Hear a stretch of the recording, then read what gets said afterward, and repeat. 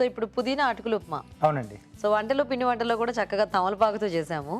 So ఇక్కడ ఇంకొక ఆకుకూర తీసుకున్నా, అది కూడా కొంచెం ఘాటుగా ఉండేది. బేసిక్ గా ఉప్మా అంటే మనము అంటే కొత్తిమీర, కరివేపాకు ఇవి కొంచెం ఎక్కువ వేసుకుంటాం, కానీ పుదీనా అనేది అసలు ఉప్మా ఫ్లేవర్ లో మనం వాడమండి. సో బట్ అంటే కొంచెం పేస్ట్ లా చేసి వేసుకుంటే సో కలర్ అనేది కొంచెం లైట్ గ్రీనిష్ కలర్ వస్తుంది. టేస్ట్ కూడా బాగా వస్తుంది. అంటే కొంచెం నూనెలో వేయించి పోపుతో పాటు కొంచెం వేయించేసుకుంటే బాగా వస్తుంది. ఓకే రాజ్ గారు.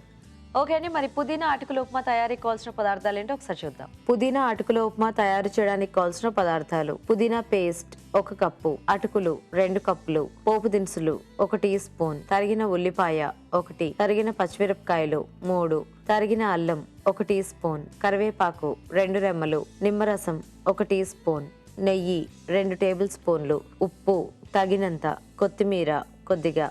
ఓకే అండి, మరి ఉప్మా తయారీకి కావాల్సిన పదార్థాలన్నీ చూసారు కదా, స్టార్ట్ చేద్దామా రాజు గారు? ఓకే అండి. సో దీనికి ఫస్ట్ ఏమన్నా ప్రాసెస్ చేసి పెట్టుకోవాలా?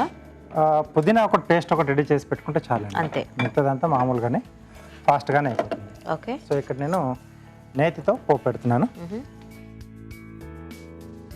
సో కొంచెం నెయ్యి వేసుకుని, ఓకే. సో ఇలా మనం అంటే ఏదన్నా పర్టికులర్ ఒక ఆకుకూరతో కొంచెం అంటే ఘాటుగా ఉండేది, కొత్తిమీర కానీ, ఇలా పుదీనా కానీ, కరివేపాకు కానీ, సో అలాగే మెంతి కూర కూడా వేసుకోవచ్చు. సో మెంతితో కొంచెం అది కొంచెం పులుపుగా వస్తుంది. పుల్ల ఉప్మా కావాలి అనుకుంటే అలా చేసుకోవచ్చు. జనరల్ గా మనం నిమ్మకాయ పిండుకుంటాం కదా, ఆ పని ఉండదు. పోపు దినుసులు. ఓకే. పప్పులు వేయట్లేదా? జస్ట్ అలా తక్కువ. ఎస్. ఓ. సన్నగా తరిగిన అల్లం, అలాగే ఉల్లిపాయ ముక్కలు. ఎందుకు రాజుగారు పప్పులు వేయలేదు? చూడండి మీరే. చూస్తా. పచ్చిమిరపకాయలు, కొద్దిగా కరివేపాకు అండి. ఓకే.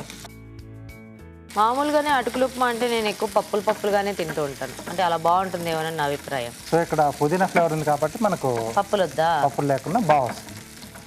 ఆహా, మనం పప్పులు వేసుకునేది మామూలు అటుకులు ఉప్మా అంటే కావాల్సి వేసుకోవచ్చు. నేను ఇక్కడ పప్పులు లేకుండా చేస్తున్నారు. ప్రతి దాంట్లో పప్పులు కూడా ఎందుకు వేసుకోవాలి అనుకుంటే పప్పులు తీసేసి చేసుకోవచ్చు. ఓకే. సో ఇది కొంచెం వేగిన తర్వాత ఏంటంటే మామూలు ఉప్మాలో మనకు ఎక్కువగా వేగనక్కర్లేదు, కొంచెం పచ్చిగానే తగిలితే బాగుంటాయి. సో ఇక్కడ పుదీనా పేస్ట్. ఓకే. ఆ ఉల్లిపాయ ముక్కలు అవన్నీ కూడా చాలా మంది అట్లానే ఉంచేస్తారు. ఎస్ అండి, కొంచెం పచ్చిగా ఉంటేనే బాగుంటుంది. అలాగే దీంట్లోనే సరిపడా ఉప్పు. ఓకే. సో ఇక్కడ కొంచెం మనకి పుదీనా ఆ పచ్చి వాసన పోయేంత వరకు కొంచెం వేయించుకోవాలండి. ఓకేనా రాజు గారు? ఓకే అండి. సో ఇప్పుడు ఏంటంటే మనం నీళ్ళలో అటుకులు కాస్త నానేసేసి దీంట్లో యాడ్ చేసుకుందాం.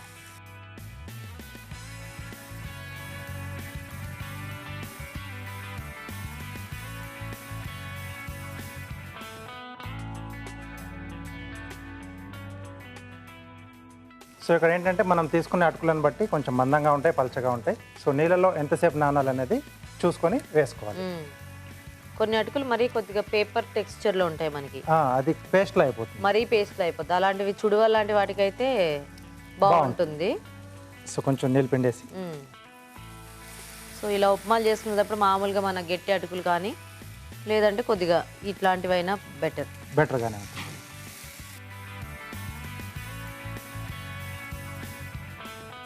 వేగుతున్న కొద్దీ పుదీనా స్మెల్ బాగా వస్తుంది. ఎస్.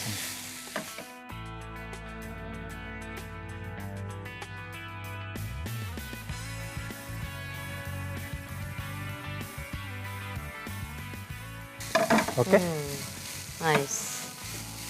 సో ఇక్కడ స్టవ్ ఆపేసేసి కొంచెం ఆ పులుపు ఉంటే బాగుంటుంది మనకు ఉప్మాలో. సో కొంచెం నిమ్మరసం అండి. సో జనరల్గా ఉప్మా తినేటప్పుడు మన అందరం నిమ్మరసం చాలా కామన్గా పిండుకుంటూ ఉంటాం కదా, ఇంకా ఇలాంటి వాటికి ఉంటే కంపల్సరీగా బాగుంటుంది. కొద్దిగా కొత్తిమీర. ఓకే. చక్కగా పొడి పొడిలాడుతూ బాగా వచ్చింది. ఎస్ అండి. కొన్నిసార్లు కొంతమంది ఉప్మా చేస్తే, అటుకులు ఉప్మా చేసిన అది ఇట్లా మొత్తం మెత్తగా అయిపోతుంది, ముద్దలా వచ్చేస్తుంది. అటుకుల ఫాల్ట్ ఏమో అప్పుడు. ఎస్ అంతేనా? అటుకుల ఫాల్ట్ కొంచెం అంటే ఎక్కువసేపు వాటర్లో పెట్టడం వల్లే మనకు అట్లా అయిపోతుంది. అలా అయిపోతుంది.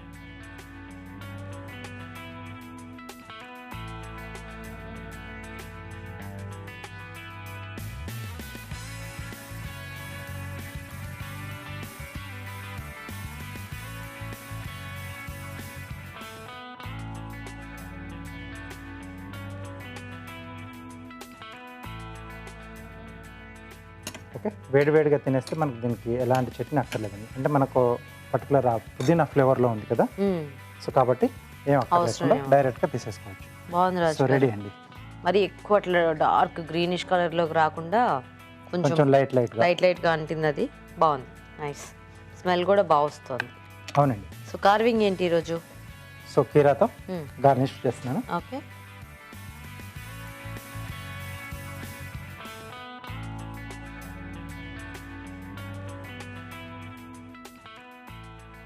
సో 2 రకాల ఈ డిజైన్స్ తీసుకుంటున్నాను. సో వాటితో అరేంజ్ చేసుకున్నాను.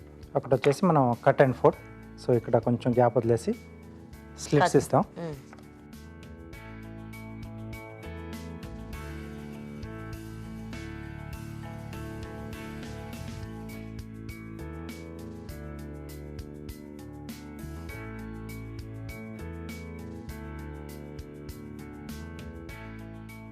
సో దీంట్లో ఫ్యాన్ షేప్లో తీసుకుంటున్నాం.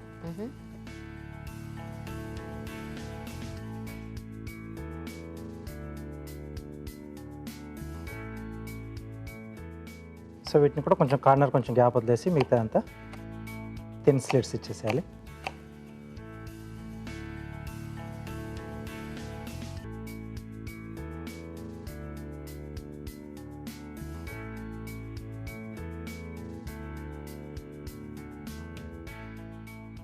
సో ఇలా మనం చిన్న చిన్న డిజైన్స్తోనే కొంచెం వేరియేషన్స్ అనేవి కూడా చేంజ్ చేసుకోవచ్చు. ఓకే, సో ఇలా కింద పెట్టేసి కొంచెం ఇలా ప్రెస్ చేస్తే మనకి ఇలా ఫ్యాన్ షేప్లో వస్తుంది. ఓకే,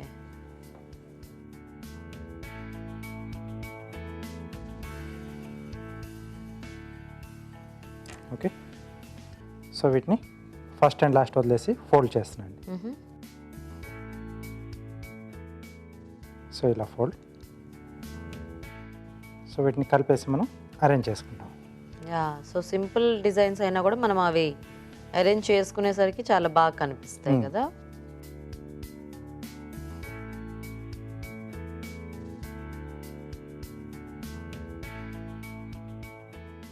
అంటే ఇది కట్ చేసుకొని మనం ఫోల్డ్ చేసుకోబట్టి మనకి సింపుల్గా అనిపిస్తుంది, కానీ డైరెక్ట్గా ఫస్ట్ అలా చూస్తే ఇదేదో చాలా బాగుంది అన్నట్టుగా అనిపిస్తుంది.